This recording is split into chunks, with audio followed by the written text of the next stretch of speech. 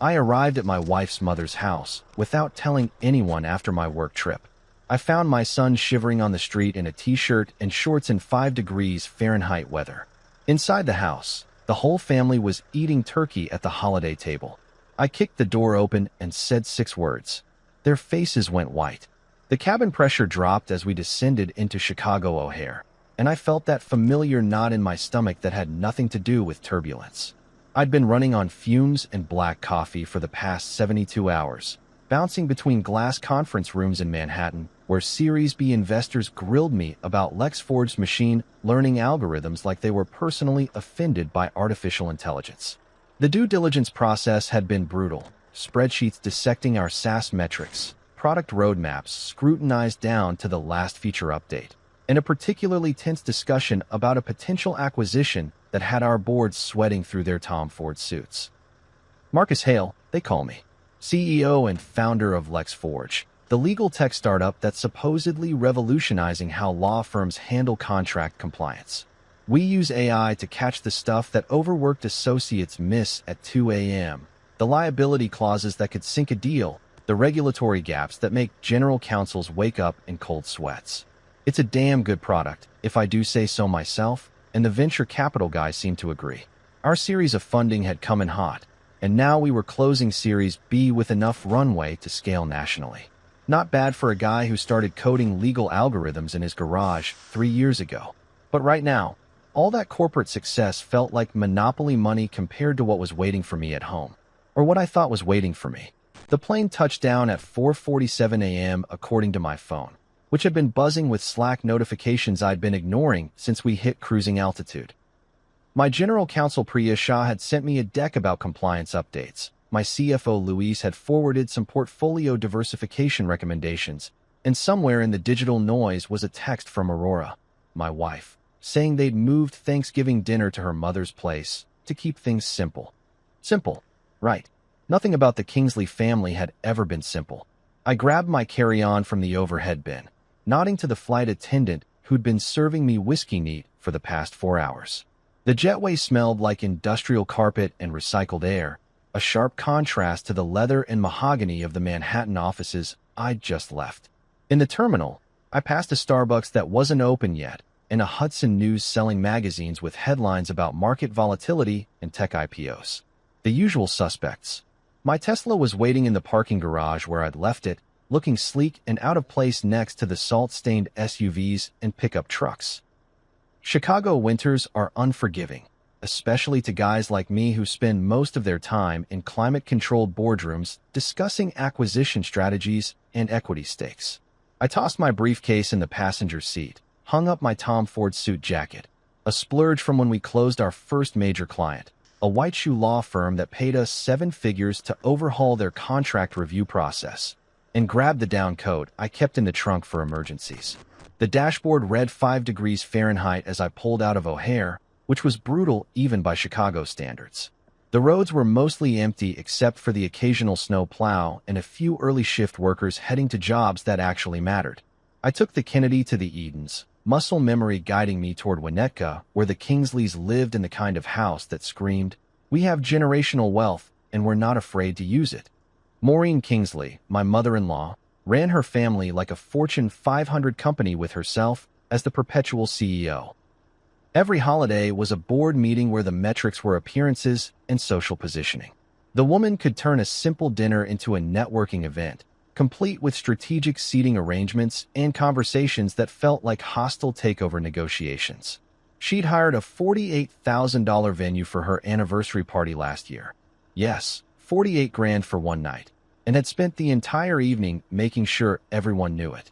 The Upper West Side penthouse photos from their Manhattan visits always made it onto her Instagram within hours, along with carefully curated shots of whatever top-shelf whiskey they were pouring. Usually Macallan 25, because subtlety was never the Kingsley way. Gerald Kingsley, her husband, was cut from the same cloth, but with a different pattern. He'd built a logistics empire in the Midwest, buying up smaller companies and optimizing them until they either thrived or died. He talked like a private equity playbook, dropping terms like synergy and value creation into casual conversation about the weather. The guy could make ordering pizza sound like a leveraged buyout. And then there was Aurora, caught somewhere between the family she'd grown up in and the life we'd built together. She'd gone to Northwestern Law, worked at a boutique firm doing corporate law, and had the kind of sharp intellect that could dissect a merger agreement like a surgeon. But around her parents, she turned into this version of herself that I barely recognized. Agreeable, deferential, always trying to manage everyone else's expectations. I'd been looking forward to seeing her and Theo, our 8-year-old son who had inherited Aurora's brains and, unfortunately, my stubborn streak. The kid was brilliant, already asking questions about coding and showing an interest in how our legal tech platform worked. He'd sit in my home office sometimes, watching me debug algorithms and asking if computers could really understand law better than people.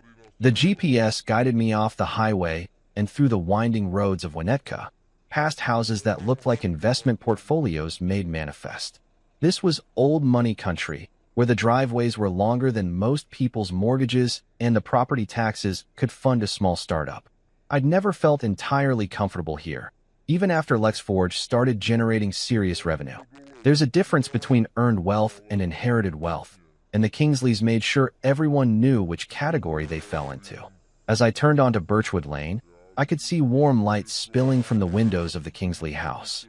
Cars lined the circular driveway, BMWs, Mercedes, a Porsche that probably belonged to Aurora's cousin who worked in private equity. The kind of automotive lineup you'd see at a country club board meeting. I could hear faint laughter carrying through the cold air, the sound of a family gathering in full swing. I didn't text anyone to announce my arrival. Part of me wanted to surprise them, to walk in and see Aurora's face light up when she realized I'd made it back in time for dinner. But another part of me, the part that had spent 3 years building a company from nothing and learning to read between the lines of investor conversations, wanted to see things as they really were before anyone had a chance to manage the message. The snow was coming down harder now, cutting across my headlights in diagonal lines that made the world look like a glitched video feed. I pulled into the driveway behind a silver Lexus, probably belonged to Aurora's aunt, the one who worked in wealth management and always had opinions about our portfolio allocation. That's when I saw him. My son Theo, sitting on the curb in front of the house, wearing nothing but a t-shirt and shorts, his arms wrapped around his ribs like he was trying to hold himself together. Even from inside the car, I could see him shaking. The panic hit me like a systems crash. Everything else just stopped. The Series B funding, the board meetings, the acquisition talks, all of it became background noise. I killed the engine and moved fast, grabbing my coat and an emergency blanket from the trunk, muscle memory from camping trips and Boy Scout training kicking in. The cold hit me like a physical force when I stepped out of the Tesla. 5 degrees Fahrenheit with a wind chill that made it feel like Antarctica. And my son had been sitting out here in summer clothes while his entire extended family ate turkey and made small talk about the markets. This wasn't discipline. This wasn't even close to reasonable. This was endangerment, plain and simple. In my head, all the compliance protocols from work started firing at once. Assess severity, identify exposure, implement immediate mitigation strategies. But this wasn't a legal brief or a risk assessment. This was my kid, and someone was going to answer for it. The distance between my Tesla and my son couldn't have been more than 20 feet, but it felt like crossing an entire portfolio of bad investments. Each step through the snow was like watching our family's net worth tank in real time. Except this wasn't about money. This was about something infinitely more valuable that someone had just decided to gamble with. Theo looked up when he heard my footsteps crunching through the snow, and Jesus Christ, the relief in his eyes nearly broke me. His lips were blue, actually blue, like some kind of grotesque corporate branding experiment gone wrong. His face was pale as a quarterly report that nobody wants to read, and he was shaking so hard I thought he might vibrate right off the curb. "Dad," his voice came out cracked and small, like a startup pitching to investors who've already made up their minds. "You came back." I dropped to my knees in the snow, not giving a damn about my pants or the cold seeping through the fabric. My down coat came off in one motion, and I wrapped it around his shoulders like I was protecting the most valuable asset in my entire portfolio. Which, let's be honest, he was. "How long, buddy?" I asked, trying to keep my voice steady while my brain ran through every child endangerment statute I'd ever reviewed for clients. How long have you been out here? His teeth were chattering so hard, he could barely get the words out. Since 11. I burned the rolls. Burned the rolls. Let that sink in for a minute. My 8-year-old son had been locked outside in 5-degree weather for over 5 hours because he made a mistake that any reasonable adult would handle with, I don't know, maybe a gentle correction and a replacement batch from the grocery store. But apparently, the Kingsley family had decided that near hypothermia was the appropriate market response to culinary inexperience. I scooped him up and carried him to the Tesla, his body feeling way too light and way too cold against my chest. The car's heating system kicked in immediately. Thank God for German engineering and electric vehicle innovation, and I cranked it up to full blast. The interior temperature readings started climbing from 32 degrees Fahrenheit, which meant the car had been cold enough to freeze water. My son had been sitting outside in conditions that were literally freezing. I kept an emergency kit in the trunk because, unlike some people, I actually planned for contingencies. Thermal blankets, water, basic first aid supplies. The kind of risk management that any competent CEO implements for business travel.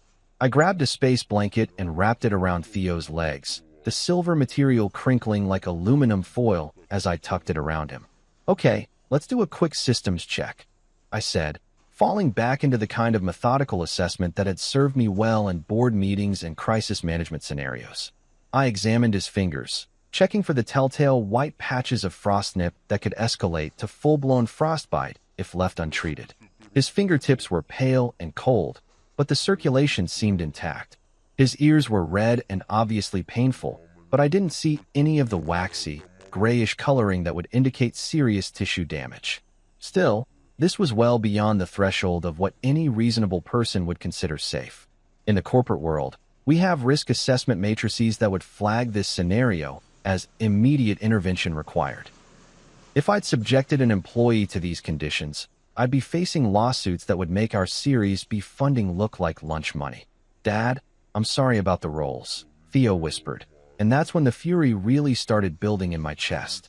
Not the explosive, uncontrolled kind that leads to bad decisions and worse outcomes, but the cold, calculated anger that drives successful hostile takeovers and regulatory compliance investigations. You have nothing to be sorry for, I told him, checking his core temperature by feeling his chest and abdomen through the blankets. Still cold, but warming up. Burning food is not a crime. Hell, I burned an entire Thanksgiving turkey when I was 12, and your grandmother just ordered pizza and told everyone it was a learning experience. My grandmother, not theirs. The Kingsleys apparently operated under a different set of quality control standards. I pulled out my phone and started documenting everything with the same precision I used for due diligence reports. Photos of Theo's condition, screenshots of the weather app showing current temperature and wind chill, timestamps for when I found him and when we got him into the car. If this situation escalated, and my gut told me it was going to, I wanted an evidentiary record that would hold up under scrutiny. Dad, are we going inside? Theo asked, his voice getting stronger as the car's heating system worked its magic. The interior temperature had climbed to 75 degrees Fahrenheit, and some color was starting to return to his cheeks. I looked toward the house, where warm light continued to spill from every window. Through the front window, I could see people moving around in what looked like the dining room, probably finishing dessert, discussing their investment strategies and vacation homes while my son had been slowly freezing to death on their curb. Yeah, we're going inside, I said, but not for the reasons they might expect. I opened the glove compartment and pulled out the executive legal pad I kept there for jotting down contract notes during calls. I'd learned early in my legal tech career that documentation was everything. You could have the best algorithms in the world, but if you couldn't prove chain of custody and maintain detailed records, your evidence was worthless in court. I wrote down everything: arrival time, Theo's condition, his explanation about the rolls, the duration of exposure, ambient temperature, and his current status. I included details about the locked front door, the family gathering inside, and the complete absence of any adult checking on a child who'd been outside for hours in potentially lethal weather conditions. This wasn't just about family dynamics anymore. This was about negligence that crossed legal boundaries, and I was going to treat it with the same systematic approach I used for corporate investigations. Thorough documentation careful evidence preservation, and strategic planning for multiple potential outcomes. "Dad, you look really mad," Theo observed, studying my face with the kind of perceptive intelligence that reminded me why I loved this kid so much. "I am really mad," I admitted. "But not at you. Never at you." I helped him out of the car, keeping the emergency blanket wrapped around his shoulders and my arm around his back for additional warmth and support. The snow crunched under our feet as we walked toward the front door, and I could hear the faint sound of conversation and laughter from inside. Piano music, probably Aurora's cousin showing off again with some classical piece that was supposed to demonstrate cultural sophistication. The front door was locked, which I'd expected. I rang the doorbell and waited, listening to the sounds of a happy family gathering while holding my half-frozen son against my side. Footsteps approached from inside, and I heard someone fiddling with the deadbolt. The door opened to reveal Gerald Kingsley himself, looking like he'd stepped out of a private equity Christmas card. Navy blazer, perfectly pressed khakis, a glass of what was probably that damn Macallan 25 in his hand. His face registered surprise when he saw me, then confusion when he noticed Theo wrapped in blankets.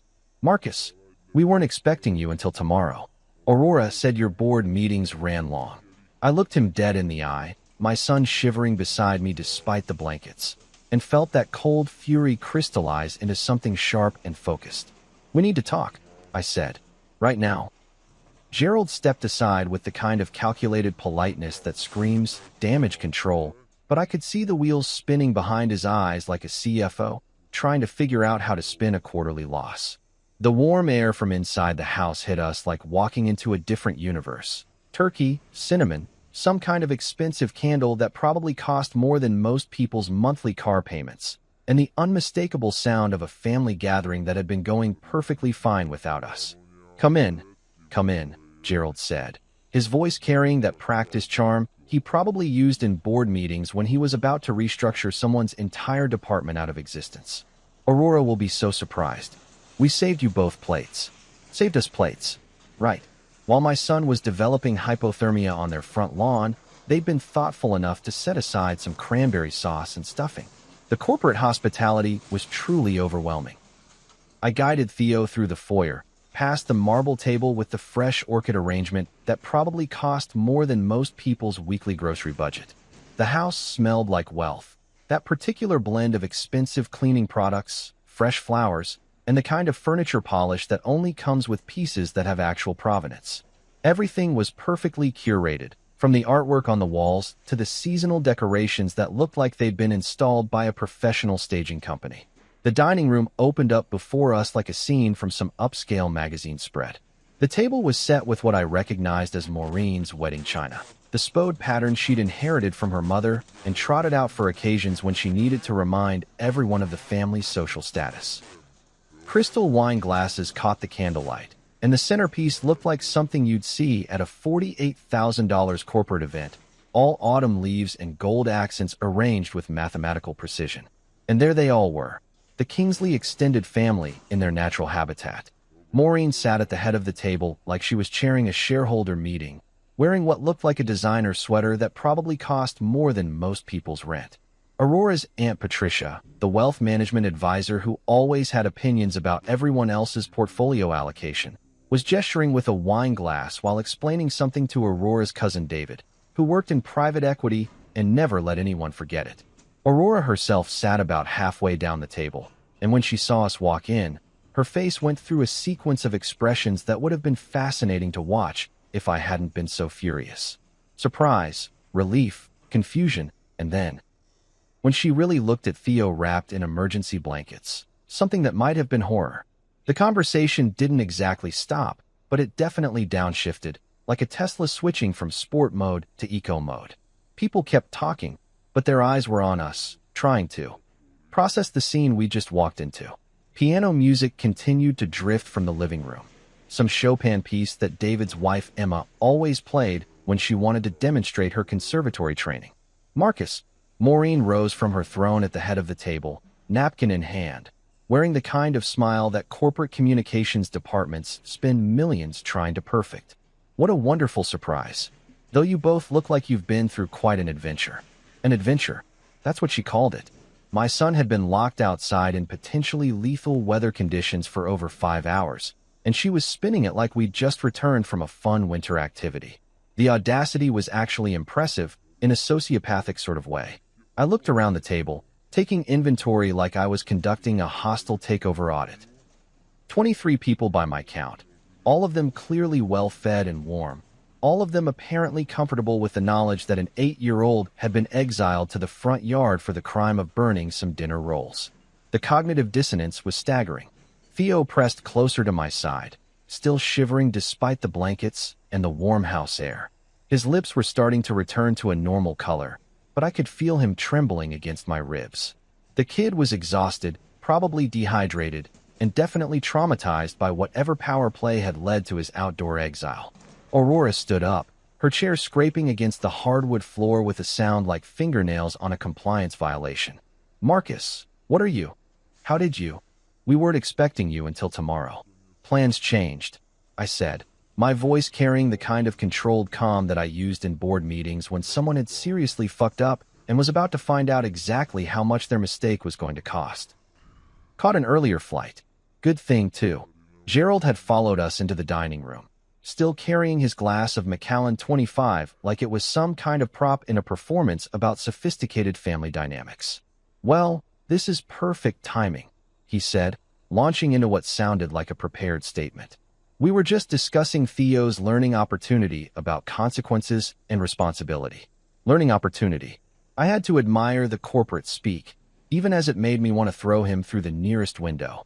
This was the same kind of language that private equity firms used when they fired half a company's workforce and called it right-sizing for optimal efficiency. "Is that what we're calling it?"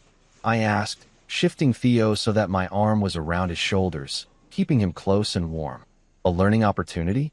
The piano music stopped abruptly from the living room, and I could hear Emma's footsteps as she came to see what the sudden tension was about. The dining room felt like a boardroom where someone had just announced an unexpected audit. Everyone was suddenly very interested in their wine glasses and dessert plates. Maureen stepped forward, clearly recognizing that this situation required executive intervention. Her smile never wavered, but I could see the calculation behind her eyes, the same kind of strategic thinking that had probably helped her navigate decades of social and financial maneuvering. "Now, Marcus," she said, her voice carrying the kind of condescending warmth that made my skin crawl. "Let's not make this more dramatic than it needs to be. Theo made a mistake with dinner, and we felt it was important for him to understand the consequences of not following instructions carefully." Consequences. Instructions. She was talking about my son like he was an underperforming employee who needed corrective action. The woman had literally locked an 8-year-old outside in sub-zero weather and was discussing it like it was a reasonable management decision. I looked at Aurora, who was staring at her place setting like it contained the secrets of the universe. Her face had gone pale, and I could see her hands shaking slightly as she gripped the back of her chair. She knew. She absolutely knew how fucked up this was, but she was frozen in the same pattern of deference to her parents that had been driving me crazy for years. The entire room was watching us now, 23 pairs of eyes like a jury waiting for closing arguments. The candlelight flickered across their faces, casting shadows that made everyone look vaguely sinister, like a board of directors about to vote on whether to destroy someone's life for quarterly profit margins. I took a deep breath, feeling the weight of the moment settle around me like a legal brief that was about to change everything. This wasn't just about Theo anymore. This was about what kind of family we were going to be, what kind of standards we were going to accept, and whether I was going to let these people continue to treat my son like a disposable asset in their family portfolio. I looked directly at Maureen, then let my gaze sweep across the entire table, making sure everyone could see my face and hear my words clearly. I already called Child Protective Services. 6 words. Clean, simple, and absolutely devastating. The silence that followed was like the moment after a market crash, when everyone's still processing the magnitude of what just happened and trying to figure out how much they're about to lose. The silence stretched out like a liquidity crisis, painful, unprecedented, and absolutely nobody knew how to fix it. 23 faces stared at me with expressions ranging from shock to horror to what I could only describe as quarterly earnings panic. The candlelight flickered across the designer place settings, making the whole scene look like a Renaissance painting titled The Last Supper of Generational Wealth. Gerald was the first to recover, which didn't surprise me. The guy had probably survived hostile takeovers, market crashes, and at least a few SEC investigations. He set his Macallan 25 down on the table with the kind of deliberate calm that screams, "Crisis management mode activated." "Let's not be dramatic, Marcus," he said, his voice carrying that measured tone that CFOs use when they're about to explain why the company's burning through cash faster than a Series B funding round. "I'm sure we can handle this as a family matter without involving outside agencies." Outside agencies, like Child Protective Services, was some kind of regulatory body that could be lobbied or bought off. Although, knowing Gerald's approach to business challenges, he was probably already running through his mental Rolodex of lawyers and fixers who could make this particular problem disappear. Maureen stepped forward, her smile shifting into what I recognized as full-scale damage control mode. She'd probably used this exact expression when explaining to country club friends why their last charity event had gone over budget by 40%. "We were letting Theo cool off," she said, like she was presenting a perfectly reasonable investment strategy. "Children need to understand that actions have consequences." Cool off. In 5-degree weather. For 5 hours. The euphemism was so breathtakingly tone-deaf that I almost had to admire it. This was the same kind of linguistic gymnastics that private equity firms used when they called mass layoffs workforce optimization. I pulled out my phone, and I swear to God, you could feel the collective blood pressure in the room spike. Nothing makes wealthy people more nervous than someone documenting their behavior in real time. It's like watching a compliance audit kick off. Suddenly, everyone's very concerned about their exposure. "See this?" I held up my phone, showing the timestamp on my photos of Theo's condition. 4:47 a.m. I took these pictures when I found him on your curb. Weather app shows it was 5 degrees Fahrenheit with a wind chill of -8 degrees Fahrenheit. He was wearing shorts and a t-shirt.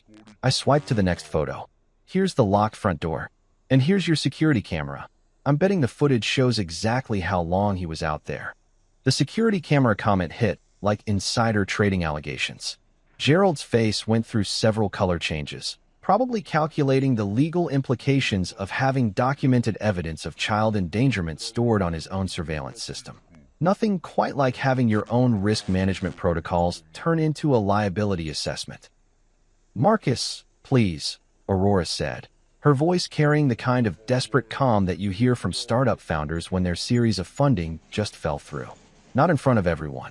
Can we talk about this privately?" I looked at her, really looked at her, and felt something break inside my chest.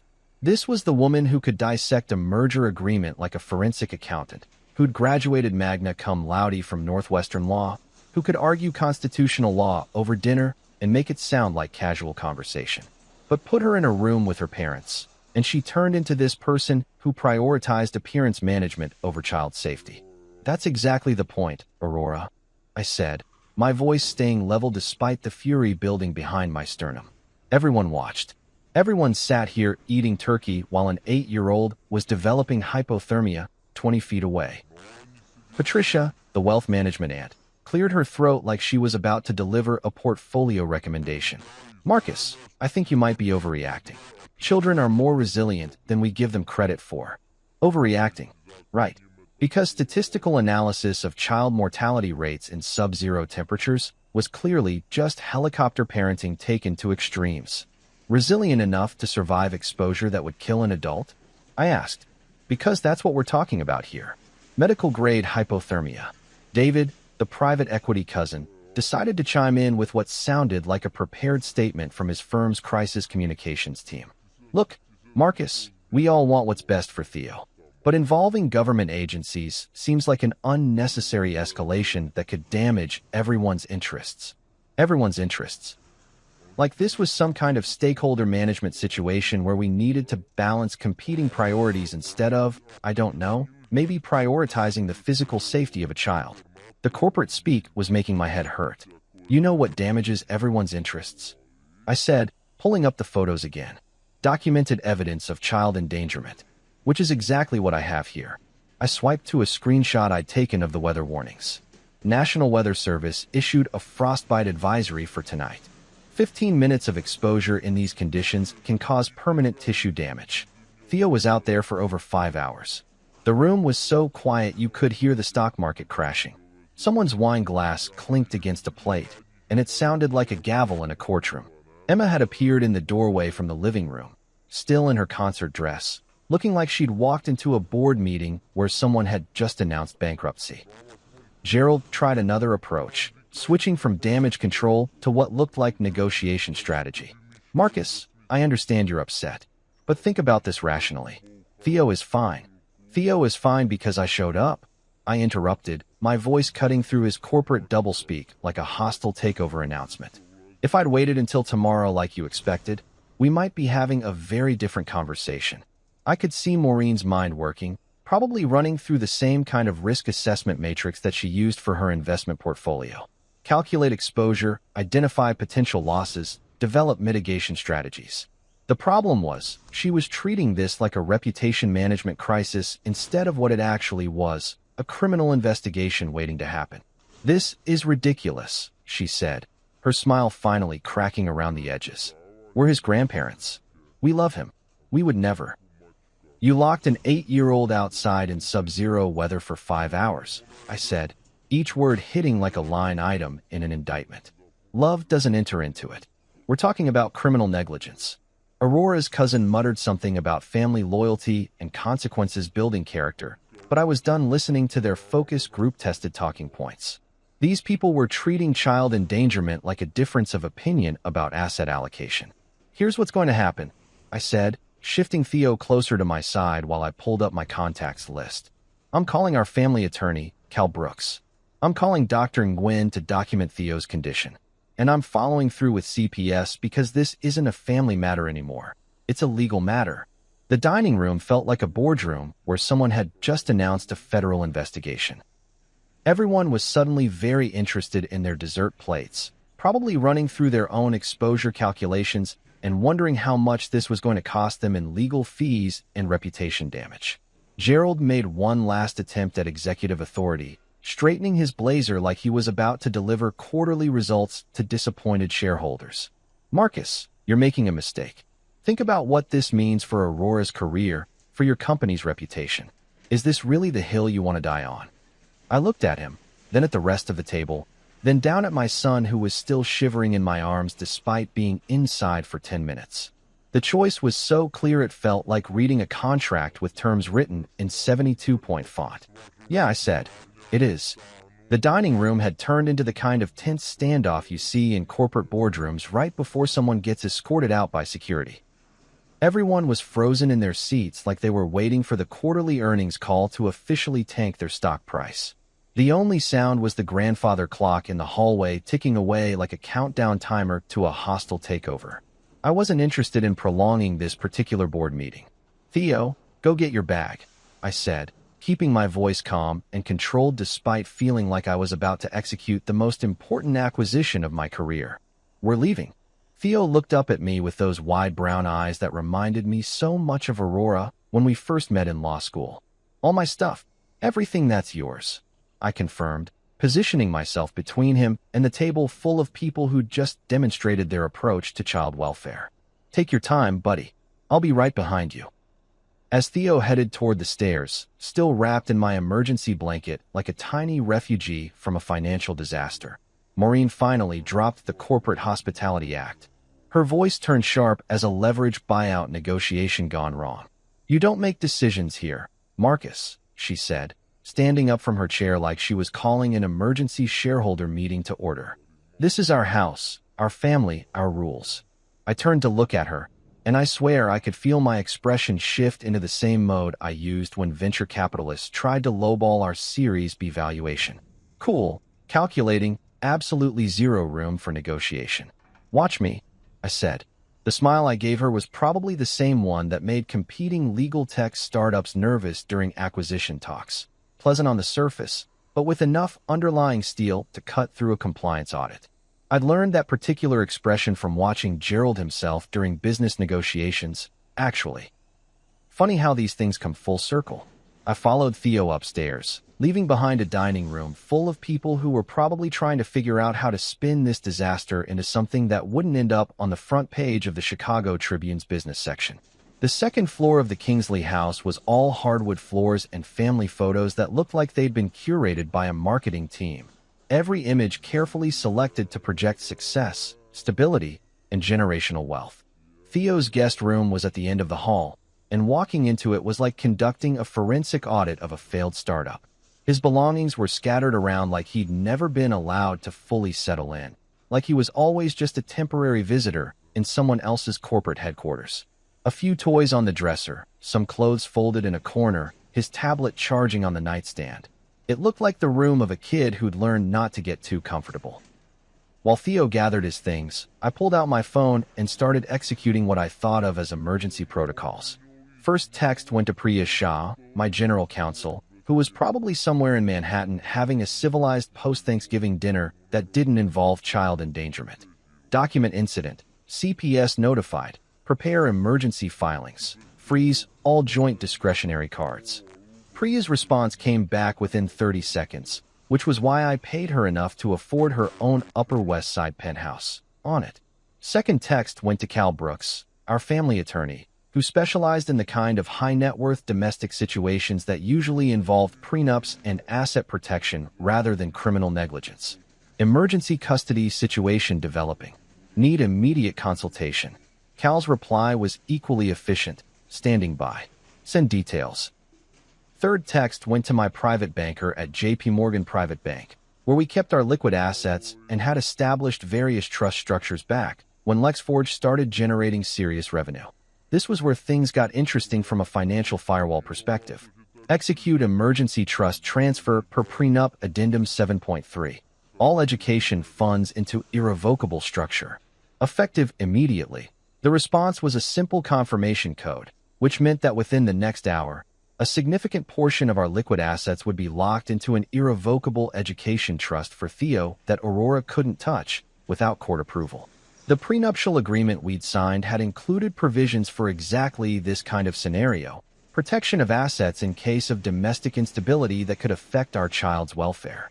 I'd learned about financial firewalls the same way I'd learned about computer security, by assuming the worst-case scenario and building systems to contain damage. In corporate terms, we were implementing crisis management protocols to protect critical assets while minimizing exposure to hostile actors. Fourth text went to our accountant, because when you're dealing with family court situations, documentation and financial transparency become crucial. Family emergency. Need all account statements and tax docs for emergency custody filing. While I was orchestrating this financial extraction, Theo was stuffing clothes into his Star Wars backpack with the kind of methodical efficiency that reminded me he was definitely my kid. No drama, no questions, just getting the job done. The resilience was both heartbreaking and impressive. "Dad, should I take my books?" he asked, holding up a stack of coding manuals and science fiction novels that were way above grade level. The kid was reading Isaac Asimov and trying to understand machine learning algorithms, while his classmates were still struggling with multiplication tables. "Take everything that's important to you," I said, helping him pack, while keeping one ear tuned to the sounds from downstairs. I could hear voices rising and falling like a contentious board meeting where everyone was trying to talk over each other. Footsteps on the stairs announced that someone was coming to check on our progress, and I wasn't surprised when Gerald appeared in the doorway.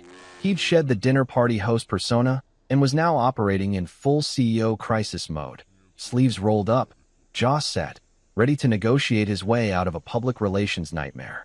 "Marcus, we need to talk," he said, blocking the doorway like he was trying to prevent a hostile takeover from accessing the building. Man to man, business to business. I straightened up from helping Theo pack, and I could feel my expression shift into the same mode I used during contentious contract negotiations. Business to business? I repeated, "Is that what we're calling child endangerment now?" Gerald stepped into the room, lowering his voice like he was sharing insider trading information. "Look, I understand you're upset. But think about the bigger picture here. Aurora's career at the firm, your company's reputation, the family's standing in the community. Do you really want to destroy all of that over a misunderstanding?" "A misunderstanding. Right. like accidentally shorting your own stock instead of buying it, like confusing a merger with an acquisition, like mistaking child abuse for appropriate discipline. Here's the bigger picture, Gerald, I said, my voice carrying the kind of controlled fury that made opposing counsel nervous during depositions. Your family locked my son outside in potentially lethal weather conditions for 5 hours. That's not a misunderstanding. That's criminal negligence. He tried to move closer, probably thinking he could use physical presence the way he used market positioning in business deals. You're going to regret this, Marcus. You think you're protecting Theo, but you're about to destroy his mother's career and tear apart his extended family. Is that really what's best for him? I looked Gerald straight in the eye, the same way I'd looked at venture capitalists who tried to strong-arm me into accepting unfavorable terms during our series of funding. Some negotiations you walk away from, and some you burn to the ground. You know what, Gerald? File that under forward-looking statements, I said, because right now, I'm more concerned with protecting my son from people who think hypothermia is an appropriate teaching tool. His face went through several color changes, like watching a stock price crash in real time. You have no idea what you're starting here. Actually, I said, hoisting Theo's backpack and putting my arm around my son's shoulders, I know exactly what I'm starting, and I know exactly how it's going to end. We made it downstairs just as the first police cruiser pulled into the circular driveway, its blue and red lights cutting through the snow like emergency signals from a crashing startup. The timing was perfect, like when your Series B funding closes exactly when your burn rate hits critical. Through the front windows, I could see a second vehicle arriving behind the squad car, probably the CPS caseworker I'd specifically requested when I made the call from the Tesla. The dining room had transformed into something that looked like a crisis management war room. Everyone was huddled around the table in intense conversation, probably trying to coordinate their messaging like a corporate communications team dealing with a leaked SEC investigation. The elegant Thanksgiving dinner had devolved into damage control, with half-empty wine glasses and abandoned dessert plates scattered across Maureen's perfect china like evidence of a boardroom coup. Gerald was pacing by the windows, his phone pressed to his ear, probably calling his attorney or maybe his crisis management consultant. The guy who'd spent decades acquiring and dismantling companies was finally facing a hostile takeover he couldn't control through leverage and market manipulation. Aurora sat at the table looking like a CFO who'd just discovered a massive accounting discrepancy in the quarterly reports. Her face was pale as unbleached financial statements, and she kept staring at her hands like they contained the solution to a problem she didn't know how to solve. The doorbell rang with the kind of official authority that makes wealthy people immediately start calculating legal fees. I adjusted Theo's position against my side.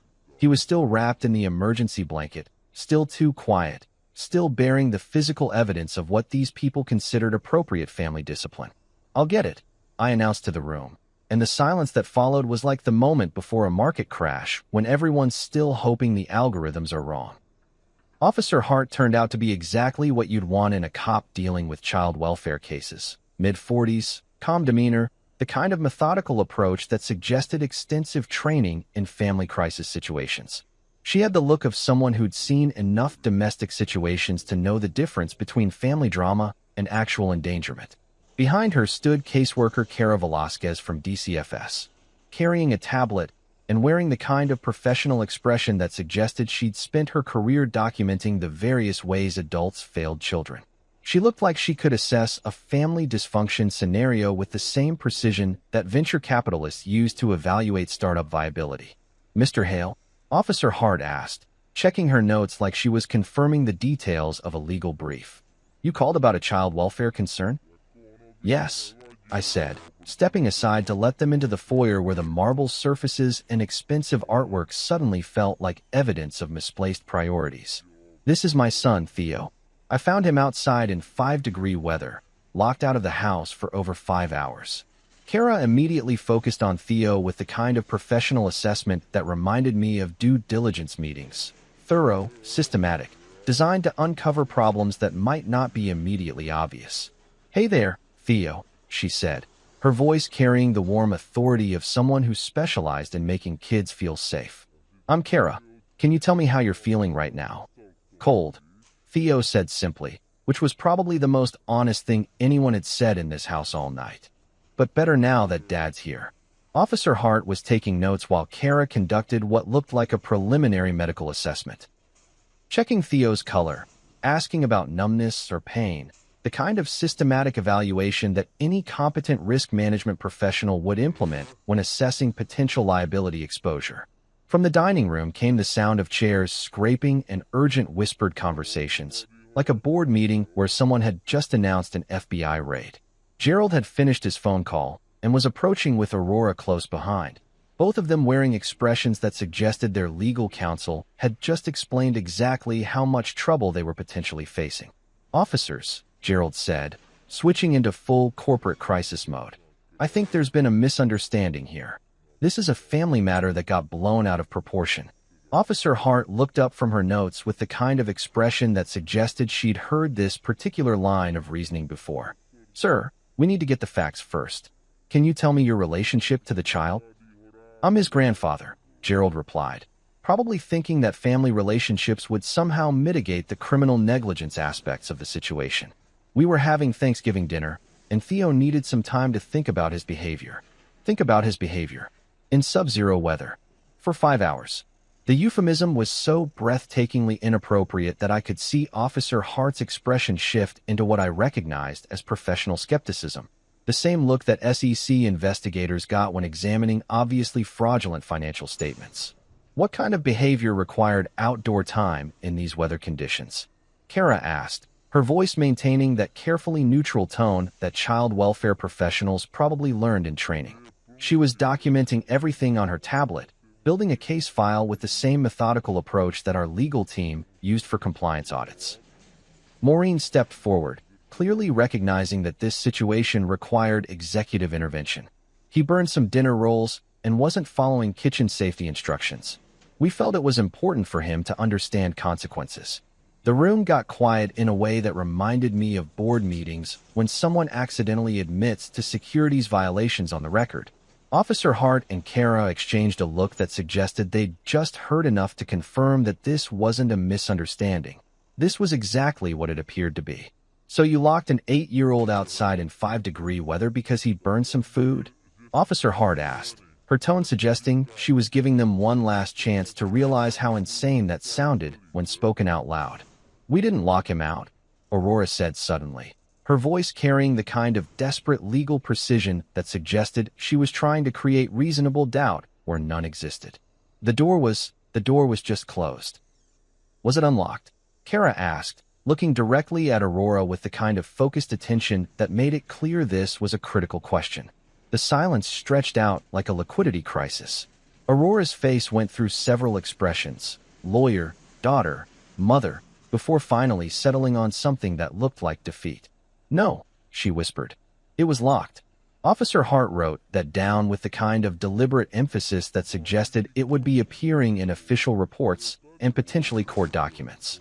"And how long was the door locked with Theo outside?" Gerald tried to regain control of the narrative, probably thinking he could negotiate his way out of this like it was a hostile acquisition. "Look, it wasn't that long. Maybe an hour or two." "Since 11, Theo said quietly, his voice cutting through Gerald's attempt at damage control like insider trading evidence in a SEC investigation.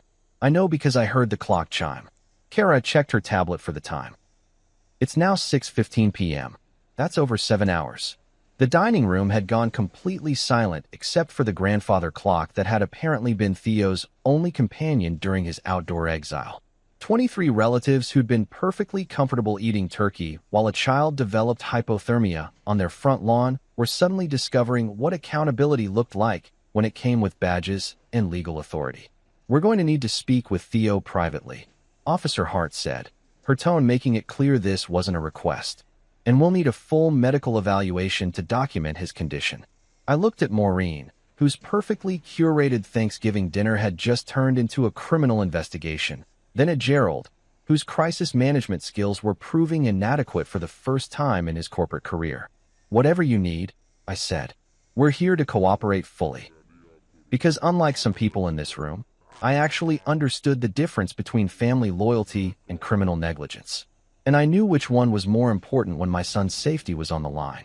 By the time we made it back to my Lincoln Park condo, It was nearly midnight, and Theo was finally sleeping peacefully for what felt like the first time in months. I'd carried him up from the Tesla. He'd passed out in the heated seats during the drive home, wrapped in blankets like a tiny survivor of some corporate disaster that had finally reached resolution. My place felt like a different universe compared to the Kingsley house. Clean lines, minimal furniture, floor-to-ceiling windows overlooking the lake.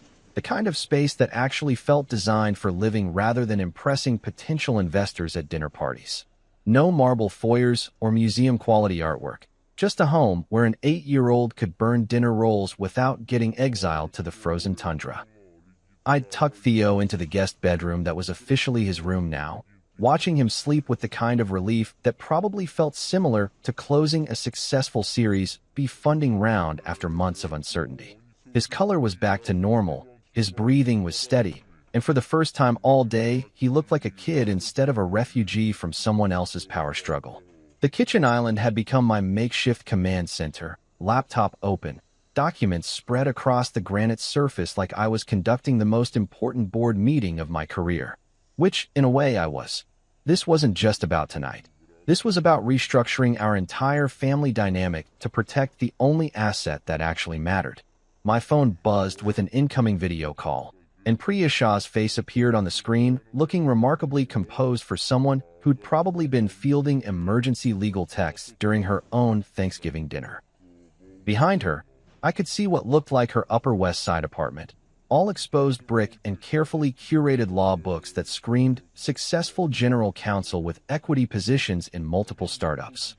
"Marcus," she said, her voice carrying the kind of controlled urgency that I associated with crisis management at 2 a.m. "I've got Luis on the line too. We need to talk strategy." Luis Okafor's face popped up in a second window, calling from what looked like his home office in Tribeca. Our CFO had the expression of someone who'd spent the evening running financial projections for worst-case scenarios, which was basically his default setting during any kind of corporate emergency. "Gentlemen, lady," I said, settling into the kitchen stool like I was chairing an emergency board meeting. "Thanks for jumping on this. We need to treat tonight like we're implementing crisis protocols for a hostile takeover." Priya leaned forward, already pulling up what looked like legal documents on her tablet. "First priority, protect Theo. I've drafted an emergency custody petition that we can file first thing Monday morning. Clean, straightforward, focused on documented endangerment rather than character assassination." "What's our exposure?" Luis asked, because that's what CFOs do. They quantify risk and calculate potential losses before emotions get involved. Financially, legally, operationally? I pulled up the trust documents on my laptop, the same ones I'd executed from Gerald's guest room while the dinner party imploded downstairs. I've already moved Theo's education fund into the irrevocable trust structure from the prenup. Aurora can't touch it without court approval, which means his college tuition is protected regardless of how this plays out. "Smart," Priya said, making notes on her tablet. "What about immediate liquidity? Daily expenses, medical costs, legal fees?" "I've frozen Aurora's discretionary spending privileges on all joint accounts," I replied, pulling up the banking app that showed our revised account structure. "She's got access to her salary and basic household expenses, but anything above normal monthly spend requires dual authorization. No surprises, no leveraged positions against Theo's welfare." Luis nodded approvingly. "Good risk management. What about the custody timeline? How long before we get temporary orders?" "Judge Martinelli is handling emergency family court filings this weekend," Priya said, obviously having done her homework while I was dealing with CPS interviews. "I know her from the Northwestern Alumni Network. She's tough, but fair, particularly when child welfare is involved. If we file clean documentation Monday morning, we could have temporary custody orders by Wednesday." "And Aurora?" I asked, because despite everything that had happened tonight, she was still Theo's mother and my wife. "What's her legal position?" Priya's expression shifted into the kind of careful neutrality that lawyers use when delivering bad news to clients. "Complicated. She was present during the endangerment, failed to intervene, and has a pattern of deferring to her parents' judgment even when it conflicts with child safety. Her best option is voluntary compliance with supervised visitation pending family therapy." "Which brings us to the Kingsleys," Louise said, his voice carrying the tone he used when discussing underperforming portfolio companies. What's their play here? Do they fight or do they settle? I thought about Gerald's threats in the guest room, Maureen's damage control attempts, the way they tried to spin criminal negligence as family discipline. They'll fight, I said. Gerald doesn't know how to lose gracefully, and Maureen thinks this is a reputation management crisis instead of a criminal investigation. Then we need to be prepared for scorched earth tactics, Priya warned. Character assassination, financial attacks, probably attempts to undermine LexForge's business relationships. They'll try to make this about your fitness as a parent rather than their endangerment of Theo. Luis pulled up what looked like financial projections on his screen. Speaking of LexForge, how do we protect the company? If this gets ugly, they might try to attack our client relationships or investor confidence. Already handled, I said, feeling the kind of strategic satisfaction that came from successful crisis planning. Our Series B closed yesterday, which means we've got 18 months of runway regardless of external pressures. Our board knows about the family situation and supports our position. And frankly, CEO protects child from endangerment isn't exactly the kind of scandal that hurts legal tech companies. What about Aurora's law firm? Priya asked. Corporate legal careers don't usually survive family court scandals. That was the part that actually hurt. Aurora had worked damn hard to build her practice, representing startups and growth companies in complex transactions. She was good at her job, respected by her clients, on track for partnership at a boutique firm that specialized in venture capital work. But her inability to prioritize child safety over family loyalty was about to cost her everything she'd built. She'll have to figure that out, I said, which sounded cold but was actually the most compassionate position I could take. I can't protect her career and Theo's safety at the same time, and I know which one matters more. Luis nodded, making notes on what looked like a project management spreadsheet. So our action items are: file emergency custody petition Monday, medical documentation from DR.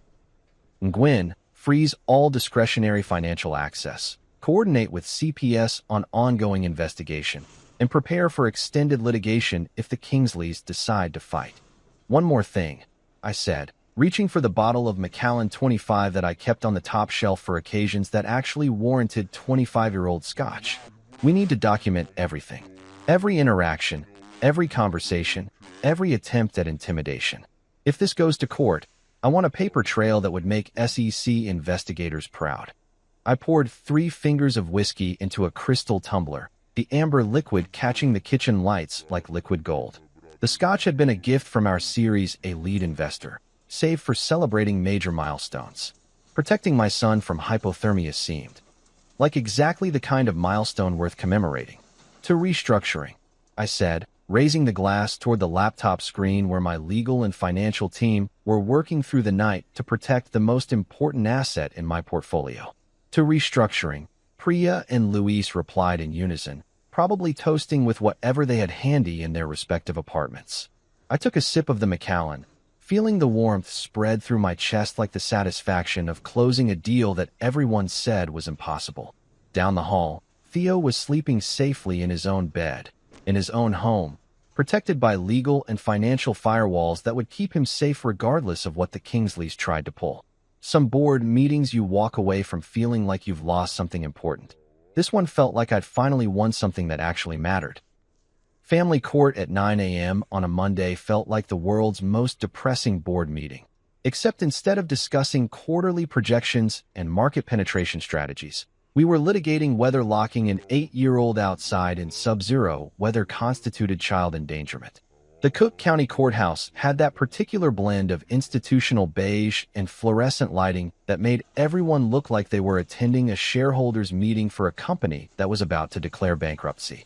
Judge Patricia Martinelli presided over courtroom 4B with the kind of no-nonsense authority that reminded me of the best venture capitalists I'd worked with. Sharp, direct, completely unimpressed by wealth or status, focused exclusively on the fundamentals. She'd been handling family court cases for 15 years, according to Priya's research, with a particular reputation for prioritizing child welfare over parental convenience or family reputation management. I sat at the petitioner's table with Priya, who looked like she'd stepped out of a corporate law firm's recruitment brochure, tailored navy suit, leather briefcase full of meticulously organized documentation, the kind of professional presence that screamed, "I bill $500 an hour and earn every penny." Behind us sat Kara Velasquez from DCFS, her tablet loaded with the kind of detailed case notes that would make any compliance officer proud. Across the aisle, Aurora sat with her attorney, Michael Chun, who'd built his practice representing high-net-worth individuals in complex domestic situations. Chun was good.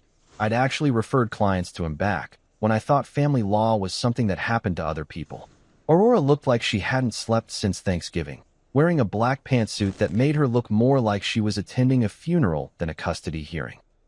At the respondents' table, Maureen and Gerald flanked their attorney, Patricia Knowles, who specialized in crisis management for wealthy families facing public scandals. Knowles had the kind of reputation that came with defending politicians and corporate executives when their personal lives became front-page news. She probably charged more per hour than most people made in a month, and her client list read like a who's who of Chicago's financial elite. Judge Martinelli called the hearing to order with the efficiency of a CEO opening a board meeting. "We're here for Emergency Custody Petition 2024, FC 8847, Hale versus Hale. Counsel, I've reviewed the filings. This appears to be a straightforward child endangerment case with some unusual family dynamics." Priya stood up, her opening statement as precise as a Series A term sheet. "Your Honor, this petition concerns documented child endangerment that occurred on November 25th at the Winnetka residence of Gerald and Maureen Kingsley. The respondents locked petitioner's 8-year-old son outside in 5-degree weather for over 5 hours, resulting in medical symptoms consistent with early-stage hypothermia."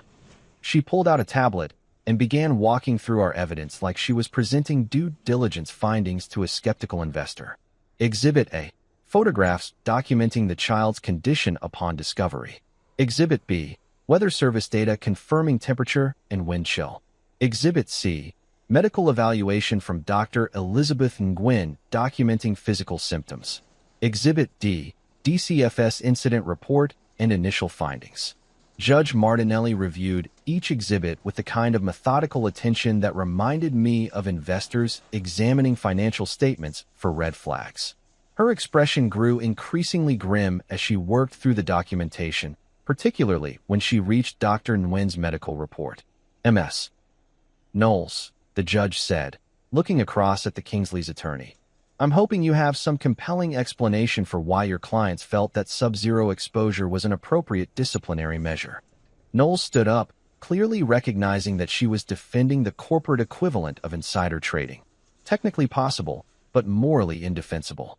"Your Honor, my clients maintain that this was a brief timeout that was extended due to miscommunication. They had no intention of endangering the child and deeply regret any distress this situation may have caused." "Miscommunication," Judge Martinelli repeated, her tone suggesting she'd heard more convincing explanations from tax evaders. "For over 5 hours. In weather conditions that posed documented risk of frostbite and hypothermia." Gerald started to stand up, probably thinking he could negotiate his way out of this like it was a hostile acquisition, but Knowles quickly gestured for him to sit down. "Smart move. Family court judges don't typically appreciate unsolicited input from defendants who think child endangerment is a manageable public relations crisis." "Your Honor," Chin said, rising to address the court on Aurora's behalf, "my client acknowledges that serious errors in judgment occurred. She's prepared to enter into a voluntary agreement for supervised visitation and family therapy pending resolution of underlying issues."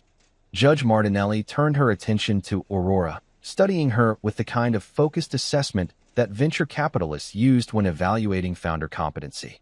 "Mrs. Hale, you're an attorney yourself, correct? You understand the legal implications of child endangerment." Aurora's voice was barely audible when she replied, "Yes, Your Honor." "And you were present when your son was locked outside?" "Yes, Your Honor." "Did you attempt to intervene or bring him inside?" The silence stretched out like a liquidity crisis. Aurora's face went through several expressions before she finally answered, "No, Your Honor. I should have, but I didn't." That admission hit the courtroom like insider trading evidence in an SEC investigation.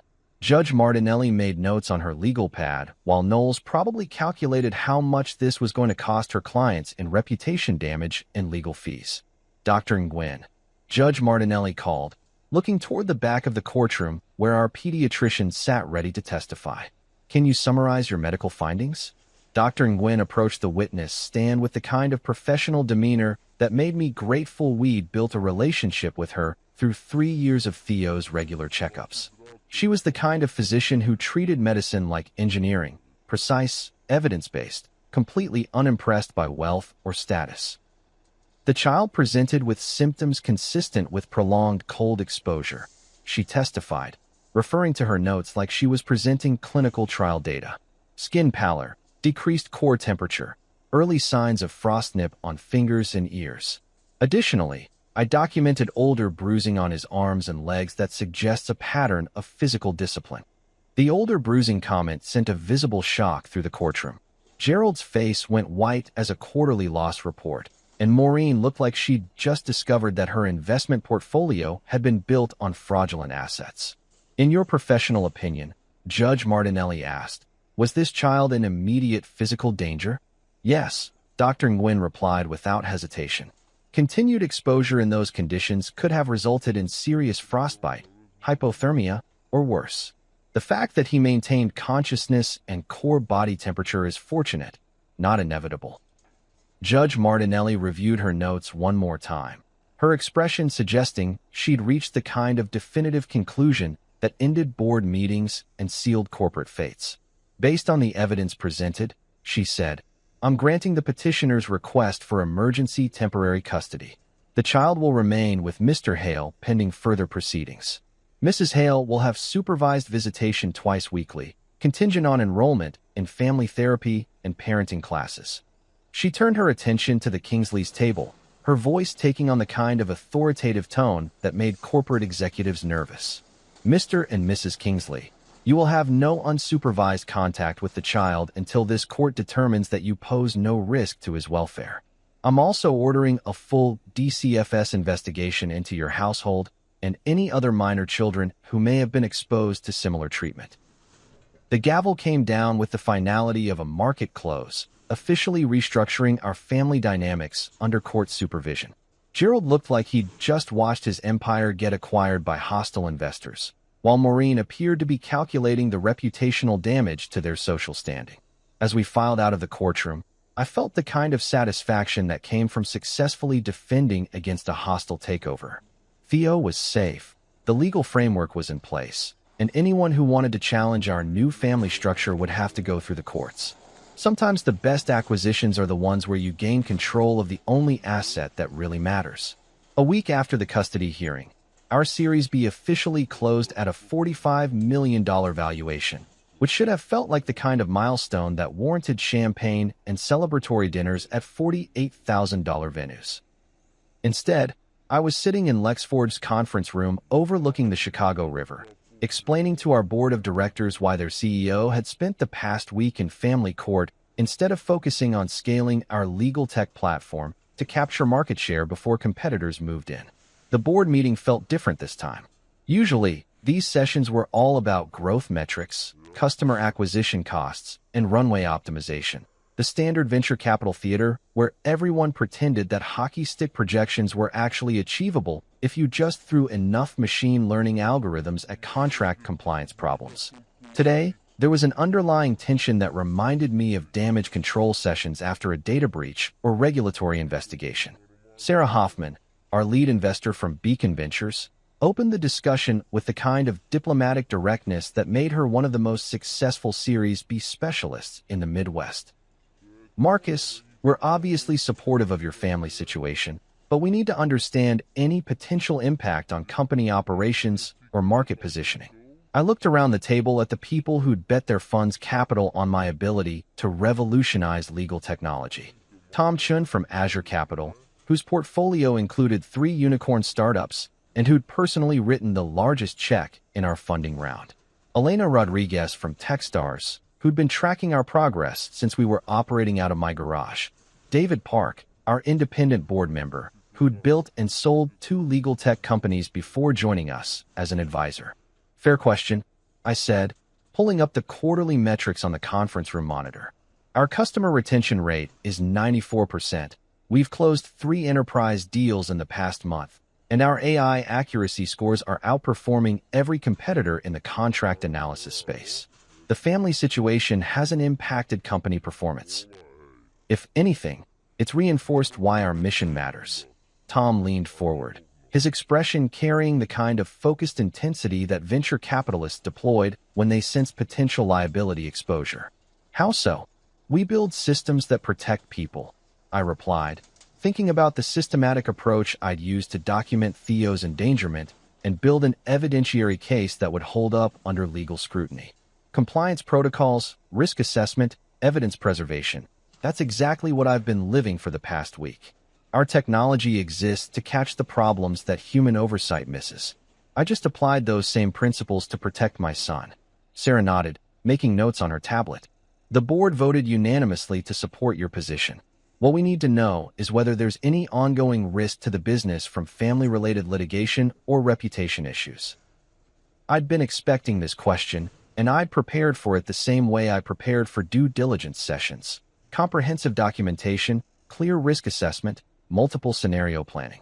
The legal situation is contained, I said, pulling up the custody timeline that Priya had developed. Temporary custody orders are in place. DCFS investigation supports our position, and any attempts at retaliation will be handled through existing legal channels. What about Aurora's family? Elena asked. The Kingsleys have significant business connections in Chicago. Any risk of them targeting LexForge or our client relationships? That question hit at the heart of what I'd been planning since the custody hearing. Gerald and Maureen weren't the type to accept defeat gracefully. They'd spent decades using financial leverage and social pressure to get their way. But I'd learned something important during my years building LexForge. Sometimes the best defense against hostile actors is to remove their ability to operate from positions of strength. Actually, I said, feeling the kind of strategic satisfaction that came from executing a perfectly timed market move, I think their business focus is going to be elsewhere for the foreseeable future. I pulled up my phone and scrolled to the text conversation I'd been having with Naomi Carter at Alder Rock Capital, one of the most aggressive private equity firms in the Midwest. Naomi specialized in acquiring family-owned logistics companies and optimizing them through operational restructuring and management changes.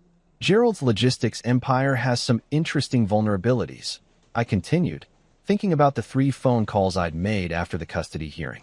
Turns out, when you spend decades intimidating suppliers and treating employees like disposable assets, it creates the kind of operational inefficiencies that attract private equity attention.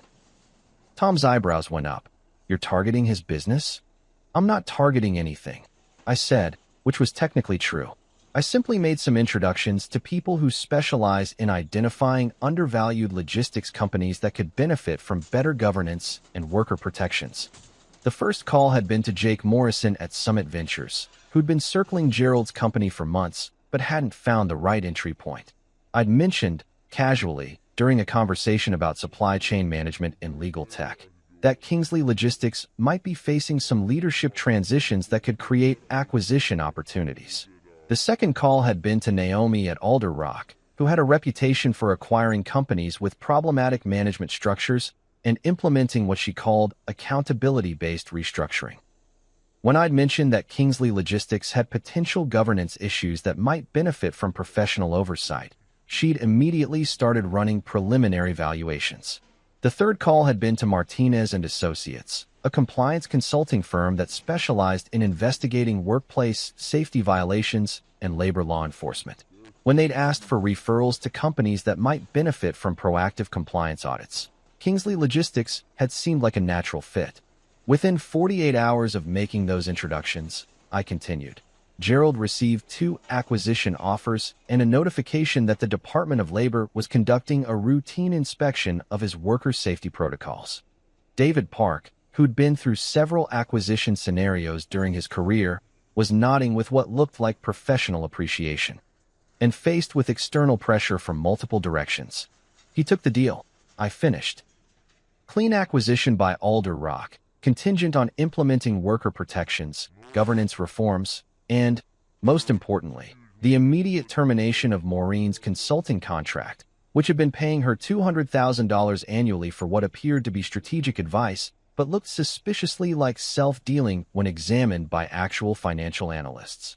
Sarah was taking detailed notes, probably calculating the strategic implications of having a CEO who could neutralize business threats through market manipulation. So the Kingsleys are no longer in a position to retaliate against LexForge. Gerald's spending his time explaining to new management why his previous employee retention rates were so terrible, I said. Maureen's dealing with the IRS audit that Alder-Rock's due diligence team discovered regarding her consulting payments. And both of them are too busy with their own compliance issues to worry about our family situation. The board exchanged looks that suggested they were recalibrating their assessment of my strategic capabilities. Elena was the first to speak. That's comprehensive. It's systematic risk management, I replied. The same approach we use for protecting our clients' contract portfolios. Identify threats, assess vulnerabilities, implement countermeasures, monitor results.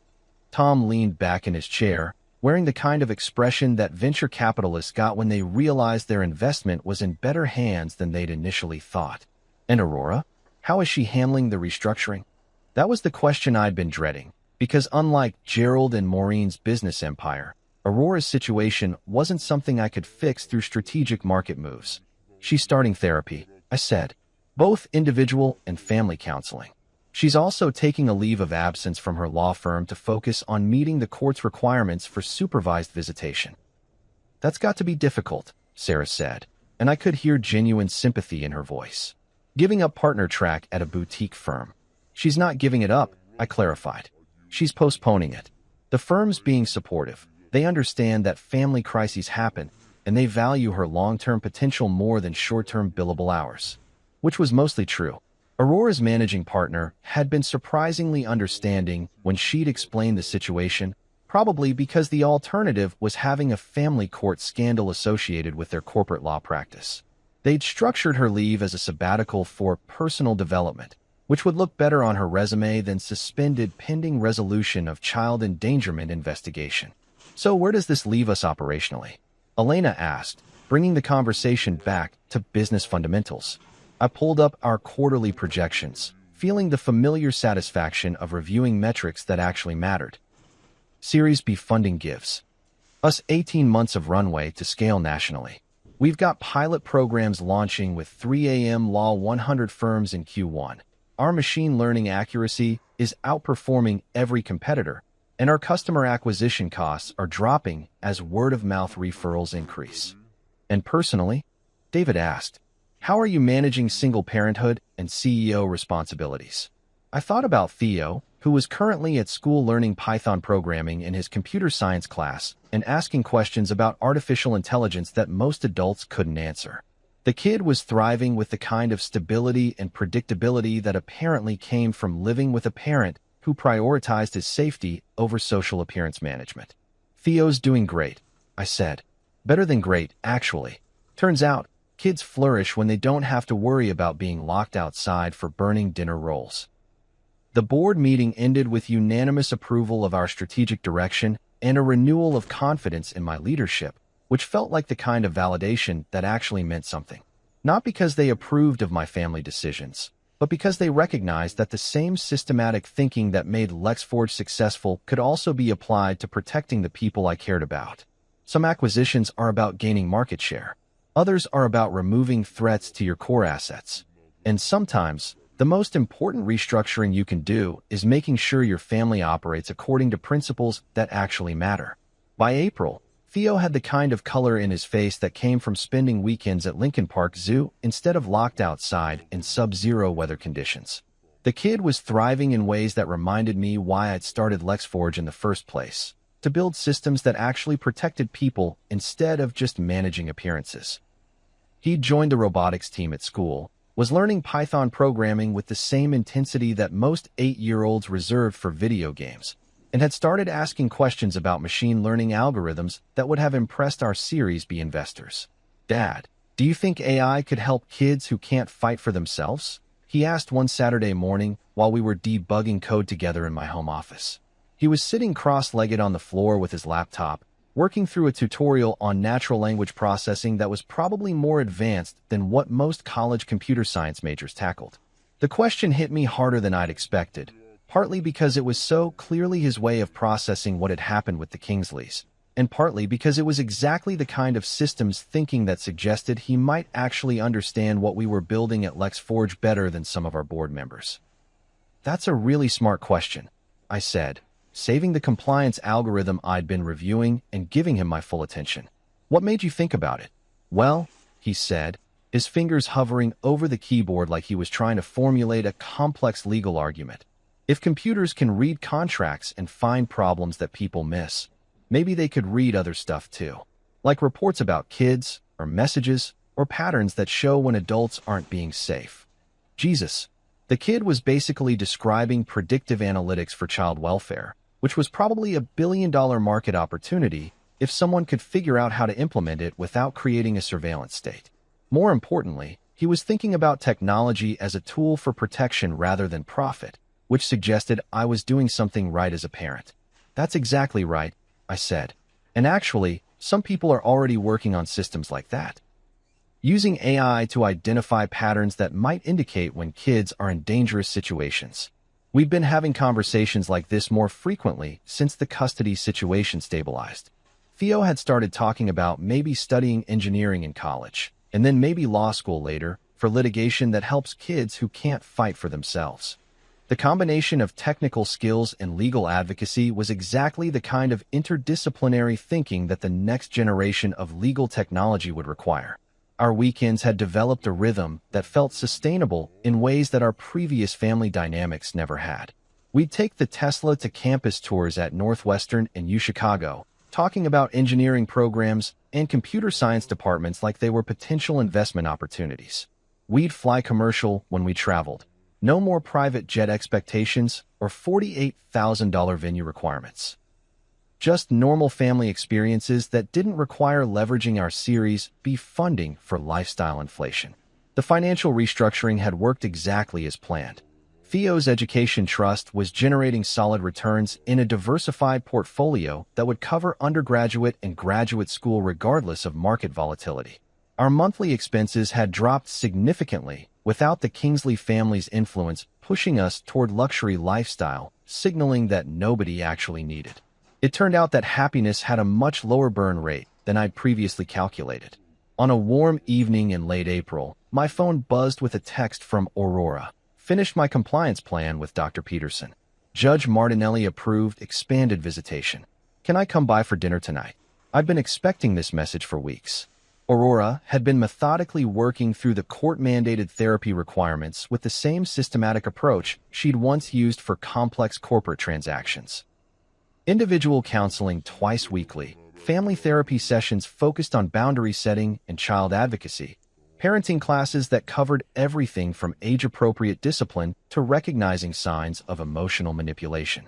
The supervised visitations had been going well, awkward at first, like board meetings between former business partners who'd had a falling out, but gradually becoming more natural as Aurora learned to prioritize Theo's emotional safety over family diplomacy. She'd started asking him direct questions about his feelings and experiences instead of managing everyone else's expectations about what family relationships should look like. "What do you think?" I asked Theo, showing him the text message like I was presenting a potential acquisition proposal for his consideration. He looked up from his laptop, where he'd been working through a coding challenge that involved building a simple AI chatbot. "Is she different now?" "What do you mean?" "Before, she always seemed like she was worried about making Grandma and Grandpa mad," he said, with the kind of perceptive honesty that reminded me why 8-year-olds sometimes understood family dynamics better than the adults who created them. "Is she worried about making me safe now instead?" That was probably the most sophisticated risk assessment I'd heard all week, including the ones from our compliance team. "I think she's learning to be," I said. "Dr. Peterson says it takes time to change old patterns, especially when you've spent your whole life trying to make other people happy instead of doing what's right. Like debugging code," Theo said. "You have to find all the problems before the program works correctly." "Exactly like debugging code." I texted Aurora back. "Yes. Dinner at 6:30. Theo's request. homemade pizza, and no burned rolls jokes. She arrived at 6:15, carrying grocery bags and wearing jeans and a Northwestern Law sweatshirt instead of the designer outfits that had been standard during her Kingsley family performance era. She looked smaller somehow, more honest, like someone who'd finally stopped trying to manage a public image that had never actually fit. "Hey," she said when I opened the door, and her smile looked genuine for the first time in months. "I brought ingredients for pizza dough. Figured it was time I learned how to cook without burning the house down." Theo appeared in the hallway, studying his mother with the same analytical attention he used for debugging complex algorithms. "Did you learn about setting boundaries?" he asked, like he was confirming that she'd successfully completed a software update. Aurora knelt down to his eye level, her expression serious in the way that suggested she'd been practicing this conversation with Dr. Peterson. "I learned that my job is to keep you safe, even if that makes other people unhappy. And I'm sorry I forgot that before." "Okay," Theo said, apparently satisfied with her compliance certification. "Want to see the chatbot I'm building? It uses natural language processing to identify emotional patterns in text." As they headed toward the living room, Aurora caught my eye over Theo's head. "I signed the updated parenting plan with Chun," she said quietly. 50-50 custody contingent on continued therapy and court approval. No unsupervised contact with my parents until they complete their own family counseling program, which they would never do because Gerald and Maureen were too busy dealing with the operational restructuring at Kingsley Logistics and the IRS investigation into Maureen's consulting contract to focus on acknowledging their parenting failures. But that was their choice to make.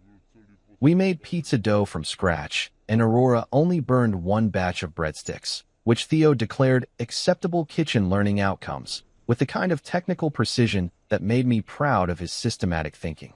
We talked about his robotics team, her therapy progress, and LexForge's expansion into new markets for legal AI applications. After dinner, we sat on the couch while Theo demonstrated his chatbot, which was surprisingly sophisticated for something an 8-year-old had built using online tutorials and sheer determination. Aurora asked intelligent questions about the machine learning components, and I could see her starting to understand why our son was so excited about the intersection of technology and social justice. "Dad," Theo said when Aurora was getting ready to leave, "what did you whisper to the police officer that night, besides the 6 words about calling CPS?" I looked at Aurora, who nodded like she was ready to hear whatever truth I'd been carrying since Thanksgiving. "I told Officer Hart that this wasn't about punishment or revenge," I said. "I told her this was a restructuring, not of money or business relationships, but of our family, to make sure the most important person in our portfolio was actually protected." Theo considered this with the same analytical approach he used for complex coding problems. "Good," he said finally. "We needed a better operating system." After Aurora left, I tucked the bottle of Macallan 25 back on the top shelf of the kitchen cabinet. Some whiskey you save for celebrating successful Series B funding rounds or major client acquisitions. But the really good stuff, that's for moments when you realize you've successfully debugged the most important algorithm in your life. The family restructuring was complete. New governance protocols, improved risk management, better allocation of resources toward assets that actually mattered. And for the first time since I'd started LexForge, the metrics that counted most weren't about market share or customer acquisition costs. They were about making sure an 8-year-old genius felt safe enough to ask big questions about using technology to protect people who couldn't protect themselves. Which, when you really thought about it, was exactly the kind of mission-driven business model that led to sustainable long-term growth.